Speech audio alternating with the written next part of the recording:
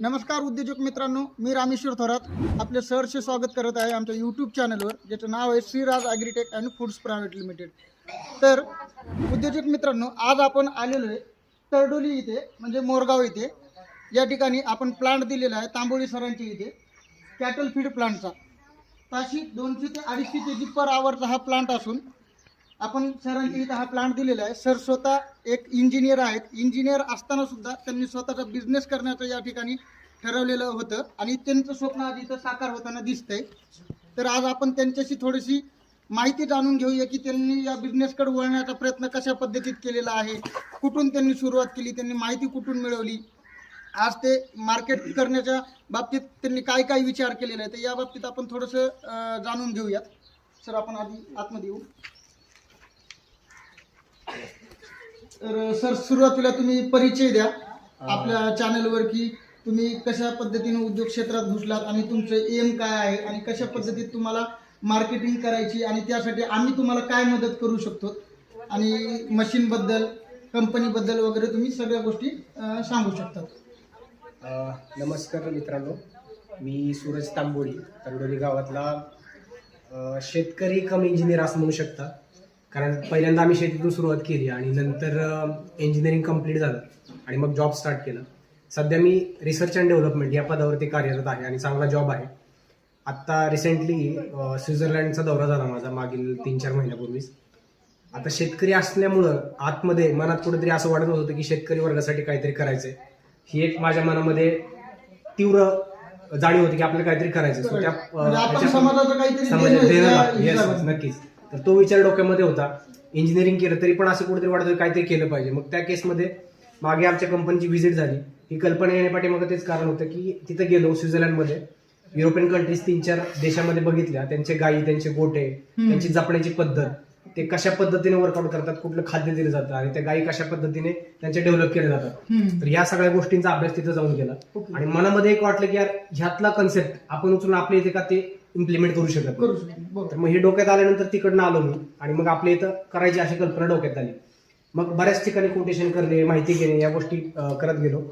आणि तुम्हाला माहिती आहे की माझं एक्झिबिशन मी सगळे अटेंड करत होतो. आपल्या एका एक्झिबिशन मध्ये आमची भेट झाली. तर एक्झिबिशन मध्ये मला सरांनी सांगितलं की असा असा प्लांट आहे, जर तुमच्याकडे वेळ असेल तर आपण डायरेक्ट शॉपमध्ये जाऊन आपण मशिनरीज बघूया आणि मग तुम्ही डिसिजन घेऊ शकता की कशा पद्धतीने काय वगैरे करायचं. तर माझ्यासोबत फॅमिली असताना देखील आम्ही डायरेक्ट प्लांटला व्हिजिट केली आणि I am so lucky to say की तिथे गेल्यावरती मला सगळं प्लांट बघायला मिळाला, त्यांच्या मशिनरीज लाईव्ह बघायला मिळाल्या की कशा पद्धतीने असेंब्ली केली जाते, कुठल्या पद्धतीचं मटेरियल, काय क्वालिटीचं थिकनेसचं मटेरियल वापरलं जातं, या सगळ्या गोष्टींचा मी अभ्यास केला.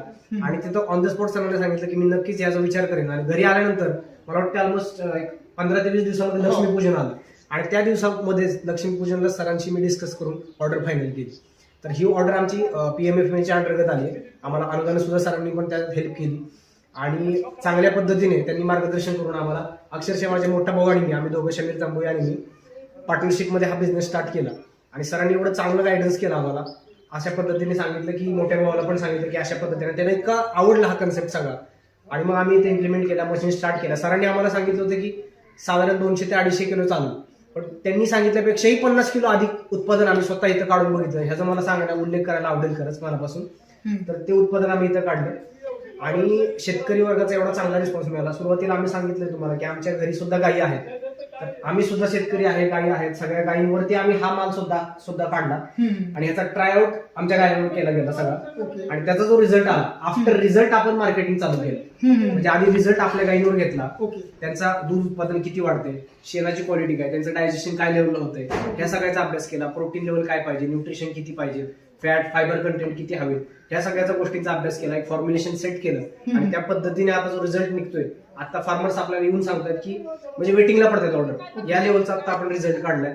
दूध उत्पादन वाढले, SNF फॅट सुद्धा वाढली, या सगळ्या गोष्टींचा आपल्याला इनपुट भेटते आणि त्या पद्धतीने आपण आता ऑर्डर घेतोय. इथून पुढे आपल्याला वाढवायचं डोक्यात आहे. आता तिथला आपला अनुभव असा होता की इम्पोर्ट एक्सपोर्ट मध्ये सुद्धा पडायचं डोक्यात आहे माझ्या. इथनं पुढचं शेतकऱ्याचा माल निर्यात केल्याशिवाय किंमत वाढत नाही, हे आपल्या डोक्यात आहे. तर ते इम्पोर्ट एक्सपोर्ट साठी आपल्याकडे स्पेस भरपूर आहे. ह्या ठिकाणी आपण शेतकऱ्यांसाठी अजून इम्पोर्ट एक्सपोर्ट साठी सुद्धा एक इम्प्लिमेंटेशन करायचं माझ्या पुढचा प्लॅन डोक्यात आहे. कारण आपण परदेशात जाऊन येतो, तिथलं काय आपण इथं वाढवू शकतो किंवा डेव्हलप करू शकतो, या सगळ्या गोष्टींचा विचार करून आपण इथं वाढवायचं डोक्यात घेतलेलं आहे. तर एकंदरीत अशी सगळी हिस्ट्री आहे आपल्या मालाची. तर सरांनी तर त्यांचं एम वगैरे सांगितलेले.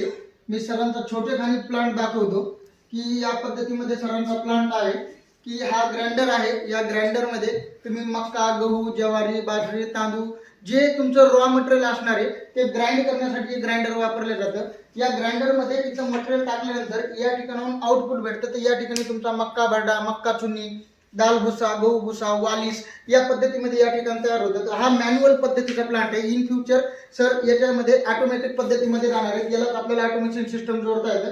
तर हे ग्राइंड झालेलं मटेरियल आपल्याला मॅन्युअल पद्धतीने उचलून या मिक्सरमध्ये टाकायचे. आणि या मिक्सरमध्ये सरांनी जसं सांगितलं की गुणवत्ता वाढीसाठी फॉर्म्युलेशनची गरज असते.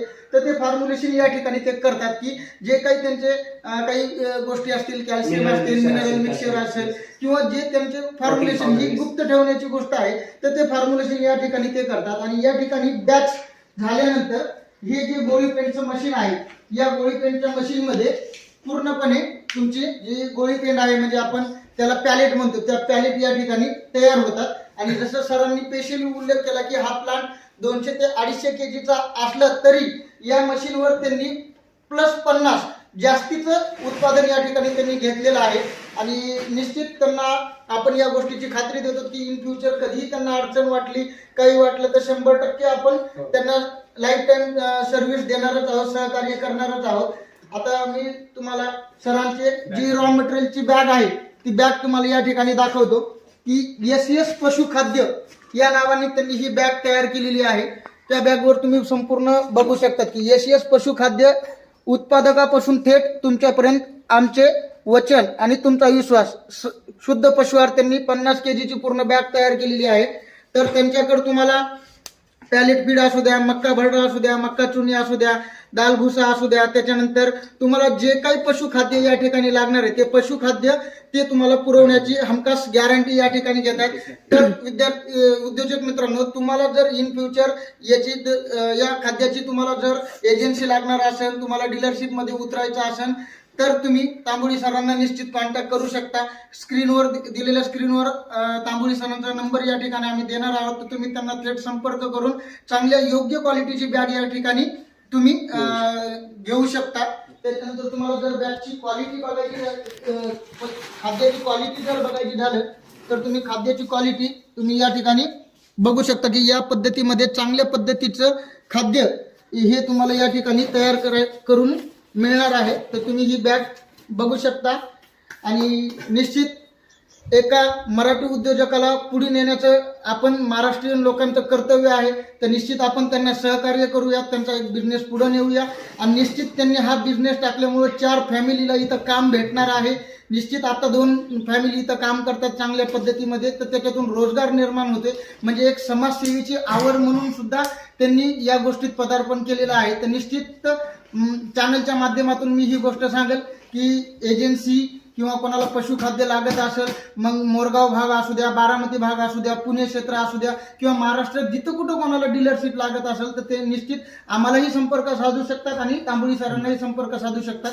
तर तांबोळी सरांना मी इन फ्युचरसाठी खूप खूप शुभेच्छा देतो आणि या चॅनलच्या माध्यमातून मी त्यांचे खूप खूप आभार मानतो. थँक्यू. धन्यवाद.